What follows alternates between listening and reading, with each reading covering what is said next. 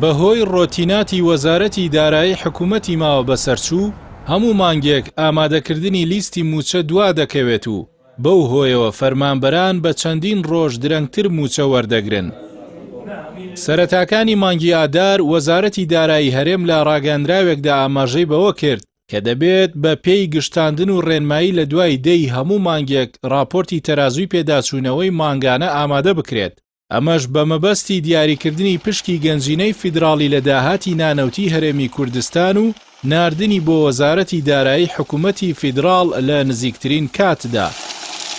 ئامانجێکی گشتاندنەکە بۆ ئەوە بوو لیستی موچەی فەرمانبەرانی هەرێم مانگانە زووتر لە وادەی خۆی ئامادە بکرێت و ڕادەستی بەغداد بکرێت بۆ ئەوەی دوای ناردنی پارە لەلایەن دارایی فیدراڵەوە بە زووترین کات دەست بە دابەشکردنی موچە بکرێت. بەڵام بەهۆی ڕۆتینات و کەمتەرخەمی و دواخستن لە ئامادەکردنی لیستی موچە فەرمانبەران هەموو مانگێک هەفتەیەک بۆ 10 ڕۆژ درەنگتر لە وادەی خۆی موچەکانیان وەردەگرن.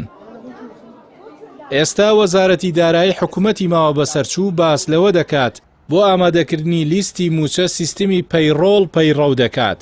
سیستمەکەش بۆ ئەوەیە ڕۆتینات کەم بکرێتەوە و زووتر لیستەکە ئامادە بکرێت. لە تایبەتمەندیەکانی سیستمی پەیڕۆڵ ئەوەیە پرۆسەی دابەشکردنی موچە ورد و دروست دەکات، کات دەگێڕێتەوە و ماندووبوونێکی کەمتری دەوێت. لا گرنگترینیان ئەوەیە کە هەڵە و کەم و کورتیەکان کەم دەکاتەوە.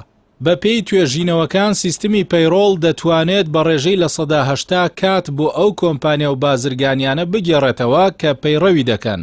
واتە ڕۆژانە 2 بۆ 3 کات ژمێر کات دەگێڕێتەوە. بۆ ئەوەی سیستمی پەیڕۆڵ سەرکەوتوو بێت پێویستە وەکو خۆی پەیڕەو بکرێت، زانیاری ورد و دروستی فەرمانبەران کۆ بکرێتەوە، چونکە ئەو دیاردەی پێی دەوترێت ناوی دووبارە و بندیوار بە هیچ شێوەیە قبوڵ ناکات. پرسیارەکە ئەوەیە ئایا وەزارەتی دارایی حکوومەتی ماوە بەسەرچوو ئەم سیستمە وەکو خۆی پەیڕەو دەکات؟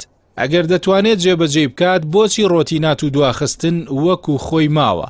یاخود بۆچی حکوومەتی ماوە بەسەرچوو هەموو مانگێک لە هەفتەی کۆتایی مانگدا لیستی موچە ڕادەستی بەغداد دەکات، لە کاتێکدا بەغدادیش چەند ڕۆژێکی دەوێت تا وردبینی تێدا بکات و پاشان بە چەند گوژمەیەک پارەکە بنێرێت.